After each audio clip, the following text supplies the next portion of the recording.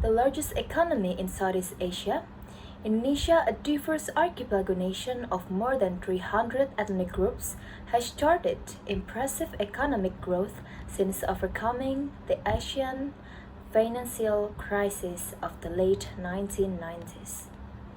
Today, Indonesia is the world's fourth most populous nation and 10th largest economy in terms of purchasing power parity. Further, Indonesia has made enormous gains in poverty reduction, cutting the poverty rate by more than half since 1999 to under 10% in 2019, before the COVID-19 pandemic hit. Indonesia is pursuing a 20-year development plan spanning from 2005 to 2025. The plan is segmented into 5-year medium-term development plans called RPJMN, Rencana Pembangunan Jangka Menengah Nasional, each with a different set of development priorities.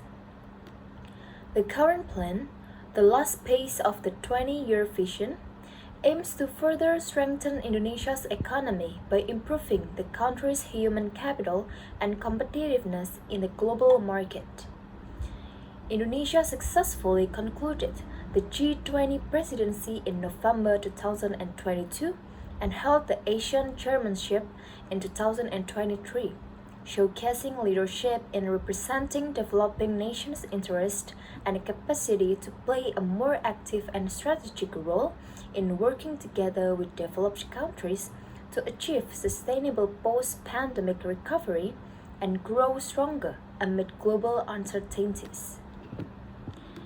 In July 2023, Indonesia regained upper middle group according to the World Bank's income classification status after falling out in 2020 due to the impact of COVID-19 on the economy.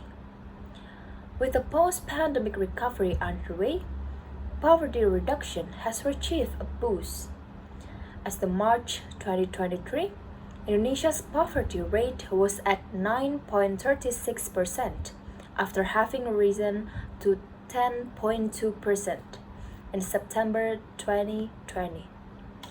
According to the World Bank's October 2023 economic report, Indonesia's economic growth is underpinned by a pick-up in private consumption and positive terms of trade.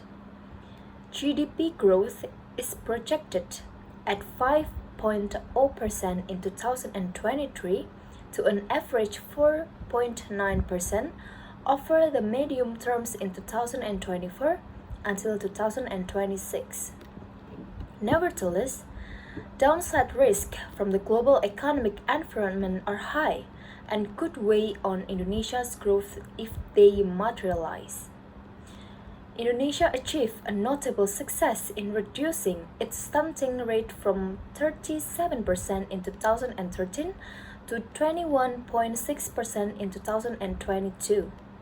However, more work remains to be done to ensure strong and productive human capital development.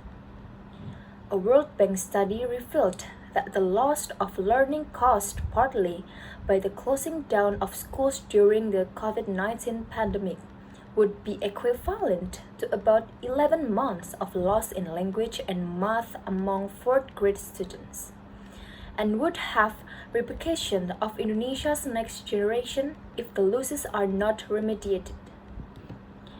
In Indonesia, climate change is likely to impact water availability, health and nutrition, the ability to manage disaster risk, and urban development, particularly in coastal zones, with implications for poverty and inequality. Indonesia represents the third largest tropical rainforest in the world, 94.1 million hectares, and is home to the world's largest tropical peatlands, 14.9 million hectares, and mangrove forest, 3.36 million hectares. These natural resources store vast amounts of carbon that mitigate climate change impact. are crucial to sustain the livelihoods of Indonesians and supports the country's long-term development. The World Bank supports Indonesia's climate mitigation and adaptation measures to deliver impactful climate action in the sectors of land use, ocean, and energy, and by mobilizing climate finance. The World Bank's activity includes support for the government's National Mangrove Program and the design and implementation of carbon pricing instruments, which can play a critical role in increasing financing for climate action. Thank you.